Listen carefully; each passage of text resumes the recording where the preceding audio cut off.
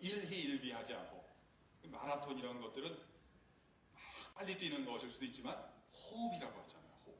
끝까지 얼마나 내가 호흡을, 내 호흡을 지킬 수 있느냐. 참 이 하나님의 원리가 신비한 게 많죠. 좋아요. 질문이 있으면 하셔도 좋겠고요. 없으면 그 다음 내용으로 넘어가도록 할게요. 아까 이게 결혼하고 나서 이혼도 안 하고 잘 되려면 화해를 잘해야 된다고 했는데, 어떻게 하면 화해를 잘할 수 있을까요? 이런 질문이 나왔다고 생각하고 그 내용을 조금 더 살펴볼게요. 화해를 잘하려면 두 가지 능력을 또 길러야 되겠죠. 첫 번째는 용서하는 능력을 길러야 되겠고요. 두 번째는 용서를 받는 능력을 또 같이 길러야 되겠습니다. 첫 번째는 용서를 하는 능력, 두 번째는 용서를 받는 능력을 길러야 되겠습니다. 또 사실 두 번째가 첫 번째보다 쉽다고 또는 덜 중요하다고 보기가 어려워요. 어떤 분들은요, 자기가 맨날 용서만 해. 자기가 다 용서하는 거야. 이 용서받는 것도 이게 능력이거든요. 엄마가 잘못했다.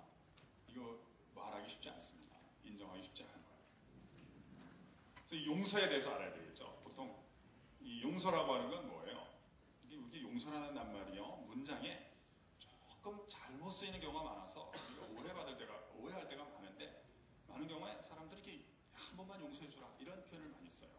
뭐 필요한 문장입니다만, 그래서 그런지 우리는 용서를 대체로 보면 약자의 방어수단이라고 생각해요. 한 번만 용서해주라, 이거 한 번만. 근데 사실 성경에서 보면 용서란 약자의 방어수단이라기보다는 강자의 공격수단입니다. 정말로 강한 성품을 가진 분들이 다른 존재를 갖다가 내 사람으로 만드는데 주로 사용되는 게 용서인 거예요. 이게 보면 이제 용서가 쉽지 않아요. 여기도 역시 사랑과 비슷한데, 용서는 사랑의 가장 인간적인 표현이기 때문에 사랑의 속성을 많이 공유합니다. 그 가운데 하나는 많은 사람들이 용서를 감정으로 한다고 생각하는데, 그것도 역시 오해입니다. 어떤 분들은 부흥회 때 막 많이 울고 막 그러면 내가 누구 용서한다고 하나님 이제 용서하겠습니다 그러다가 며칠 뒤에 후회하는 사람 제가 여러 명 봤어요. 이분들이 의도는 좋았어요. 그런데 우리 오해했던 것은 용서는 감정으로 하는 게 아니었고, 눈물을 흘리면 가능한 건 줄 알았는데 잘 안 되는 거예요. 왜 안 되는가를 우리 한번 성찰을 해볼까요? 사실은 이제 용서가 안 되는 이유 중에 하나는 용서가 필요한 그 상황이라는 게 있어요. 왜 용서가 필요할까요? 상대방이 나에게 잘못한 것이요, 나에게 인격적인 상처나 재정적인 손실을 초래할 때, 이때 용서가 필요한 거예요. 저 인간이 나에게 잘못한 것이 있어요. 그것이 영향을 못 미치면 그건 아니에요. 그러니까 가까운 관계의 경우에는 인격적인 상처나 재정적인 손실을 초래할 때가 있어요. 그때 이제 용서가 필요한데, 또 문제는 어디에 있을까요? 이게 눈물을 흘리고 용서한다고 하지만 그때는 사람이 감정에 북받치면요, 사실을 정확하게 인식을 못해요. 근데 눈물이 마르고 나면 다시 상처가 도지기 시작하는 거예요. 손실이 계속 남잖아요. 그러니까 이게 용서가 애초에 안 됐던 거죠. 그래서 용서는요, 약한 사람은 절대로 할 수가 없는 거예요. 또 용서의 문제 가운데 하나는요, 잘못한 인간이잖아요. 나한테 손해 끼친 인간은 지가 또 잘못했다고 생각하지 않네. 사람들이 또 흔히 또 잘못 쓰는 문장 가운데 하나가, 지가 나한테 와서 빌기만 하면 내가 어떻게 좀 해주겠다는 거예요. 근데 잘못한 인간은요, 빌 생각이 없어요. 왜냐하면 대체로 지가 뭘 잘못했는지를 몰라.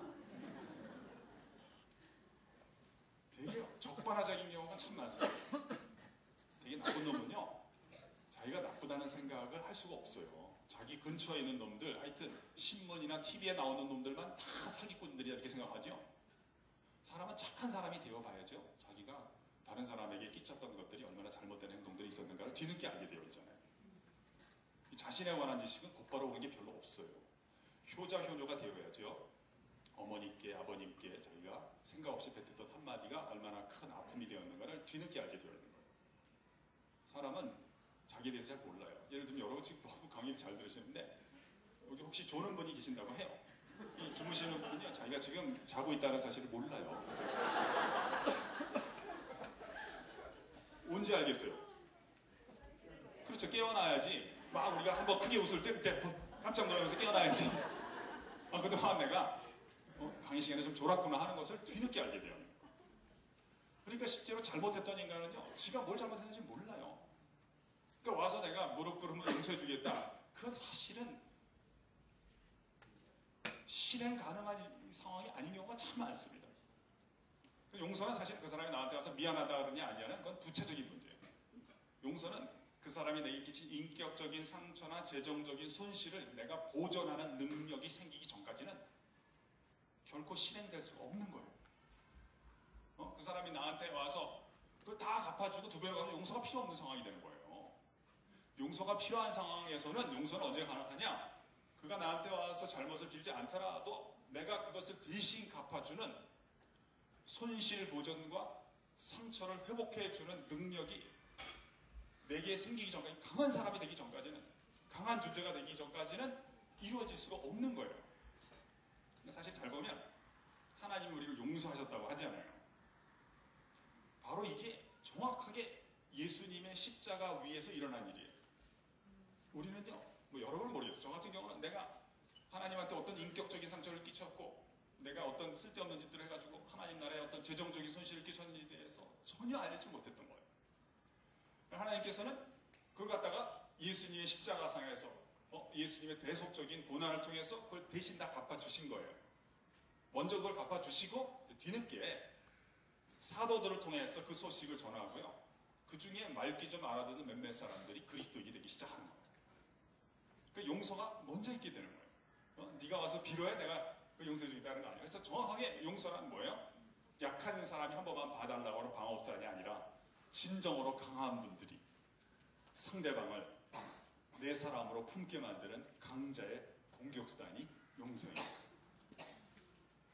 그래서 여기 제자들을 보면 예수님이 초반기에는요 기적을 많이 베푸셨고 후반기에는 더 용서를 많이 베푸십니다. 베드로가 예수님의 기적을 갖다가 많이 체험하고 변화되었다기보다는 3번이나 부인하고 또 맡겨진 일을 내팽개치고 도망간 것까지 다 품어주시는, 오래 참으시는 사랑과 용서를 체감하게 되고 절감하게 되고 비로소 변화됐다고 보는 것이요, 베드로의 변화의 과정에 대한 적합한 언급이고 묘사라고 보는 게 타당해요. 용서하는 사람, 내가 또 용서받는 사람. 뭐 하나 더 하고 잠깐 쉬었다 할까요? 사실은 우리 성경에서요, 우리도 이렇게 교회 보니까 뭐 신천지 이렇게 이런 것도 있고 막 그러는데, 하여튼 뭐 우리가 진정성에 관한 질문이 들 때가 있는 거예요. 같이 이 길을 걸어가지만 누가 진짜고 누가 가짜인가, 이게 호기심이 안 생길 수가 없는 거예요. 그런데 또 성경에서는 뭐라 그러냐면 그것도 너무 알라 그러지 말라는 거예요. 예를 들면 베드로가 뭐 예수님이랑 대화할 때 예수님이 네가 나를 사랑하느냐, 내 양을 먹이거라. 그때 베드로가 예수님 이 사람 요한을 가리켰겠죠. 이 사람은 어떻게 되겠습니까? 하는데 신경 쓰지 말고 너나 잘하라는 거예요. 그런 게 성경에 많아요. 어떤 사람이 구원받고 어떤 사람이 구원 안 받는지 알 수 있을까요? 그 예수님 말씀이 신경 쓰지 말라는 거예요. 세상의 종말은 언제 오나요? 하늘에 계신 아버지만 알고 나도 모르니까 니네도 신경 쓰지 말라는 거예요.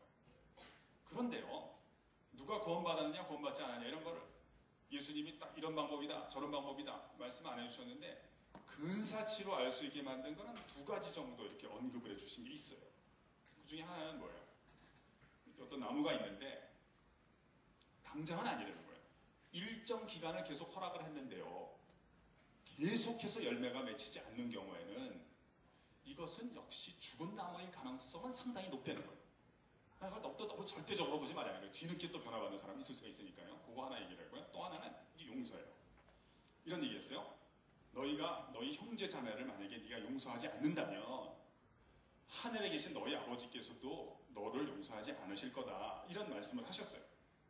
근데 이게 이렇게 해석하는 거는 사실은 하나님의 성품에 어긋나기 때문에 우리가 받아들이기가 어려워요.